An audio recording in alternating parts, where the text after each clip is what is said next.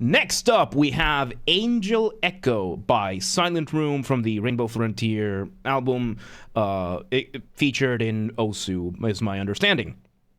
Once again, everybody, this is a Basterd's LFA, a layman-friendly analysis. I'm a professionally trained musician, a composer, and my objective here is to explain things in a way so that you don't have to be one to understand what is happening here musically. So, if you like the sound of that, make sure you're following the channel, subscribe to the channel, whatever term you want to use, like the video, share the video, leave a comment, turn on notifications, become a member. Members now get early access to the videos. And, like a fucking weeb. 2 disclaimers. Number 1, this is my first time hearing this track ever, so I will be pausing a lot and I will be speaking a lot, as I will be explaining things as I hear them or as I understand them. And number 2, this is recorded live on stream on a single take. I just got interrupted. I will stumble upon my words. Whatever happens, happens. With that being said, let's do this. Angel Echo. Let's go.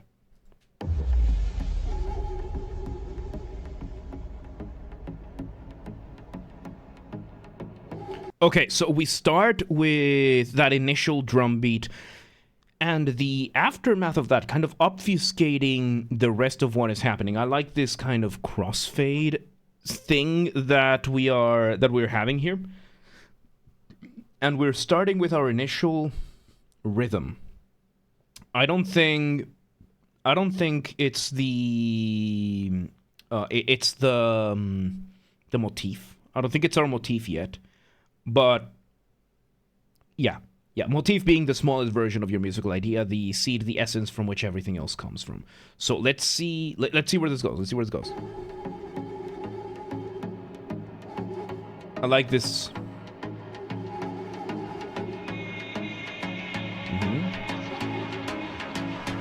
So yeah, we're slowly mitigating it.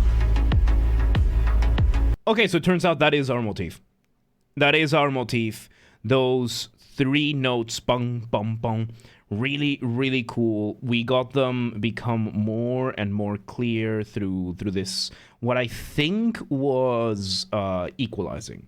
So equalizing or so EQ or equalization is a concept of manipulating sound waves. When it comes to... Oh yeah, Happy Labor Day to the Americans. By the way, this is recorded on Labor Day. Happy Labor Day.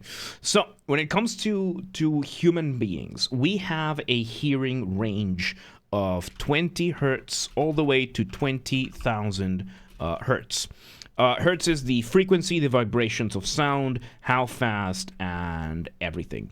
Right? So, equalization is the art of manipulating this range within any given sound wave, because technically speaking, every sound wave that we have is somewhere in between and technically can contain any of these waves on these frequencies. So the way that equalizing works is that you're going to is usually going to be visualized in some sort of square, and then you're going to have the interface. You're going to have 20, and then you're going to have 20k hertz from low to high, and then you're going to have whatever audio wave you have over here, right? And the way equalizing works is that we're going to say, okay, there's a frequency over here at about 40 hertz, and I'm going to turn that up. It's going to make the music sound more bassy. But if I want something the opposite, let's take something around let's say the 15,000 hertz, we're turning it up, and it's going to sound more trebly. So having these modifications and moving these things around, it's basically that, right? Like you're just manipulating the sounds. And what I think has happened here is that we had a higher end of the lower range that was slowly being turned down, while on the other opposite end we had I think it's a high cut or a high pass. I don't know these terms.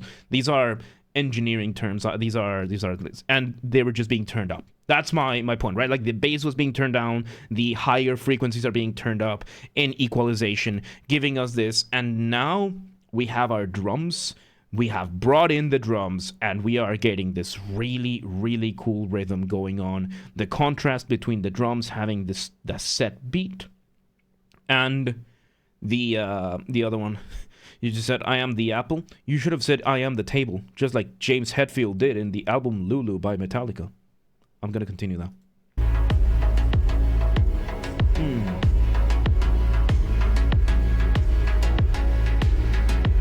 So we're slowly turning up that even more and more and more and more and more.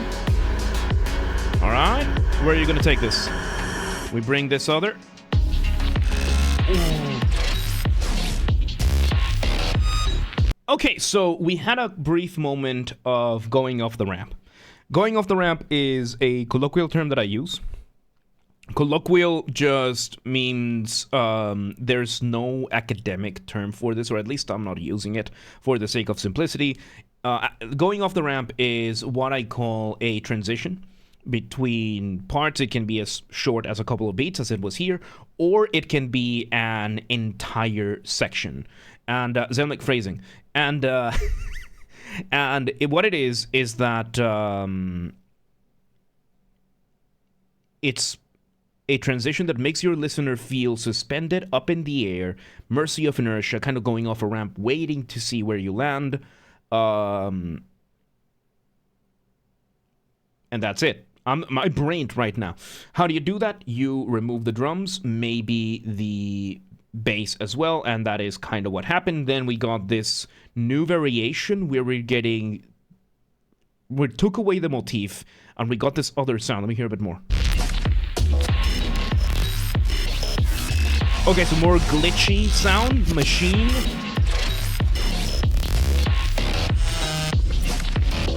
It sounds like it's still from the motif, but these are completely just glitched out versions of each note being played, because the rhythm is almost the same. The rhythm being played is almost the same, and it is pretty nice. It's pretty nice that the rhythm is still there. It's pretty simple rhythm anyway, but the vibe is still there. Even though now we are moving things around. So let's see where this goes.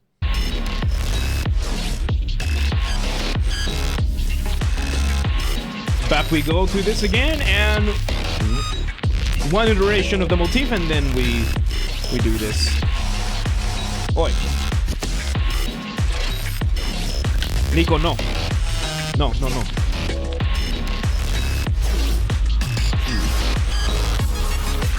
Alright, there we go, and we bring this back.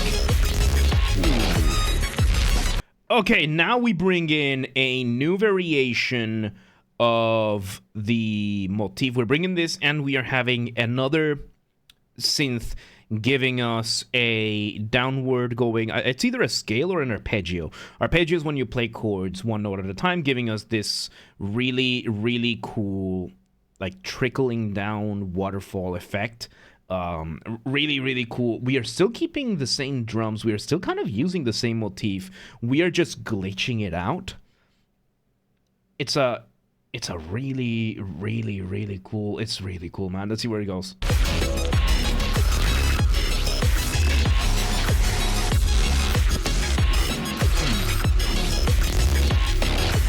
And it seems like this other synth is going up and down. It's going up and down, up and down, up and down. Really cool. Ooh. Nice. And in the back, I can kind of hear one more synth. In the back. Kind of just floating. I'm not entirely sure if it's all there or if it's just me filling up space, but let's see where it goes. Good. Off the ramp. For a bit longer this time. Oh god, okay. We bring back the motif in a different instrument, and this one is just ever so slightly out of tune. Ever so slightly out of tune. Ooh. It sounds disturbing because it's ever so, like, the pitch is ever so slightly shifted to sound a little bit out of tune. But oh my god, let's just see. Let's see where it goes, because this, for a moment, it kind of makes me upset that it's out of tune, but considering the rest of the vibe, it kind of offsets it. So let's see where this goes.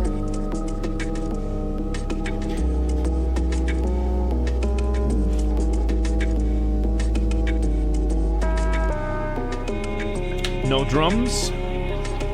And now we are doing an inversion. Nico, I hope you learned your lesson. All right. So now we are doing an inversion of the motif. So inversion, in melodies at least, is what happens. So in this case, we had a motif that went this way. This was the main shape of the motif that we had. When you invert it, you take that shape and you flip it upside down. And there you go. There you go. That's it. That's all you get. That's all what happens. You take an inversion of the motif and you flip it upside down. That's it. We're in the inversion now. We're in the new section.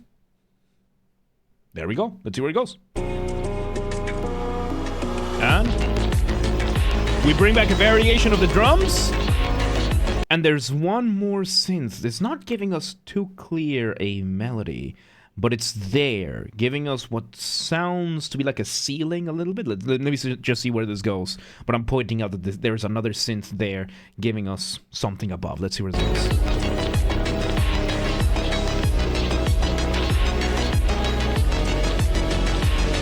I like this variation of the motif.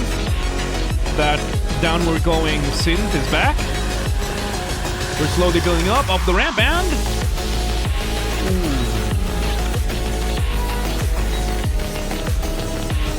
okay, and now we're doing two things at the same time. So number one, we dropped the beat. This is very smooth, man. This is really smooth. Very lovely. And we are doing two things. One, we have the inversion of the motif, and two, we are doing sequencing. So sequencing is when you have, let's see, you have the motif. So in this case, we have this. And sequencing is when you repeat the motif, but you don't repeat it from the same point in the scale. So in this case, we are doing both sequencing and inversion. So we are getting this really cool extra set of melodies that gives us this kind of like symmetrical, like kind of symmetry to what we're doing. And of course, the drums are a little bit different, but not entirely. This is very lovely. This is very lovely. Let's see where it goes.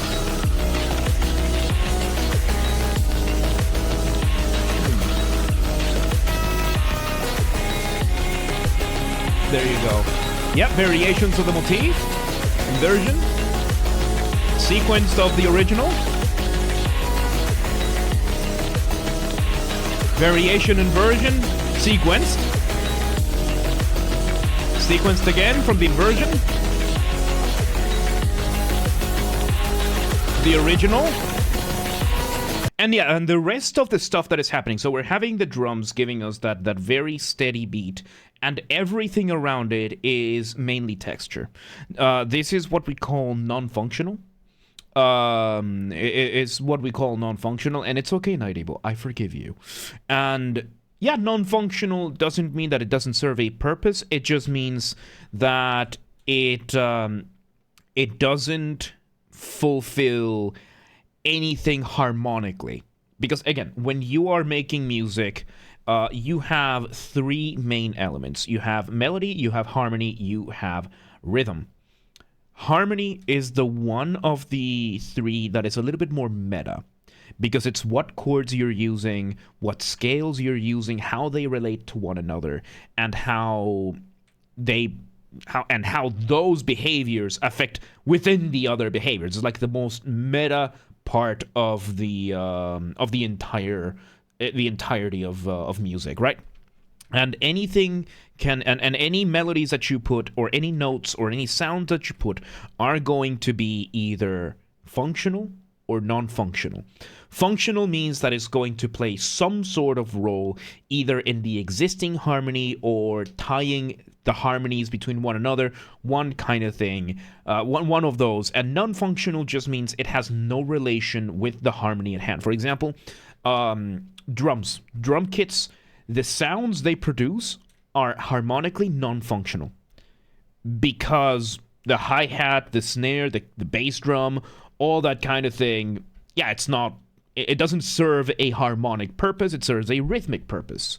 And in the sense of these other sounds that we're getting, they're not necessarily rhythmic, they're not necessarily harmonic, they're not really melodies, they're there for pure texture, which is just going to enhance everything else around it. It's going to enhance the rhythm, it's going to enhance the melodies, that kind of thing. So, let's see where this goes.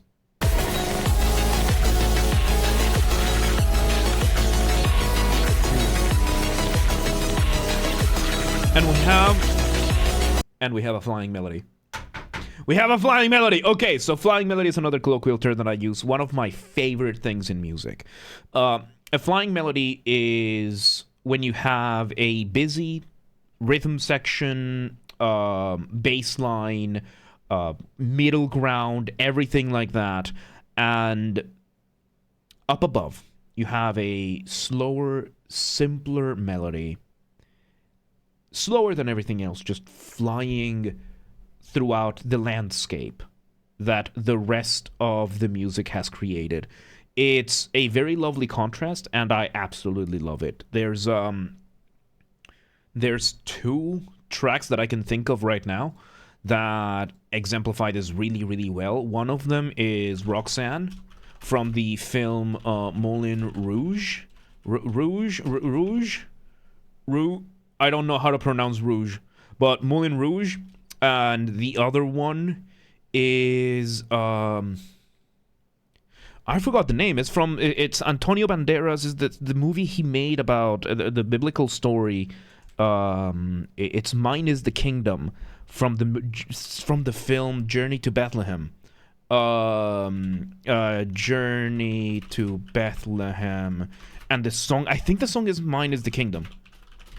Or It's Good to Be King. No, I think it's either Mine is the Kingdom or It Is Good to Be King. It's one of those two, and they both have a beautiful flying melody in the vocals. So, yeah, I just it's one of those two. I'm gonna have to look this up after the video. So yeah, we have that. Let's see where this goes.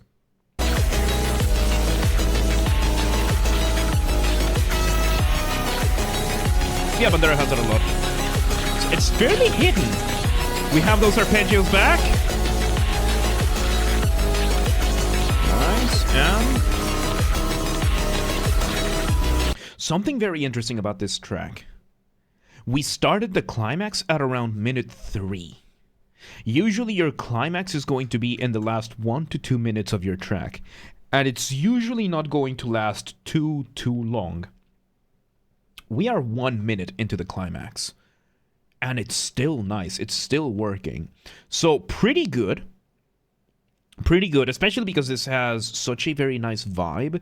Despite all the repetition we are getting, they are doing such slight variations that there's that. And Zelmic, today is Labor Day. Keep that in mind.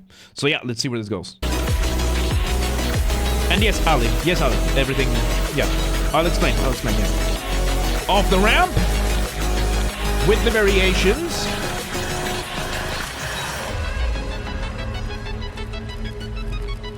Ooh. Okay, and it seems now we're entering outro territory. Oh, and we're doing something I really like when artists do this. So it is we're basically doing the inversion of the motif, kind of giving us a mirror image of the intro. And we are spreading those motifs around, making them a lot more scarce, just sprinkling them over a longer period of time while we just leave the atmosphere to it. It's a pretty tricky... No, this is not a reference to the mirror. I'm just saying a mirror image. And it's a pretty tricky thing to do and to get right, because you're dealing with silence. Silence is one of the most devastatingly useful tools that a musician can have, but it's a very sharp double-edged sword. It is very, very easy to mess up silence. And right now, I would say Silentroom is doing it really, really well with all the other sounds going. So let's just see how this ends. Oh, bottle is empty.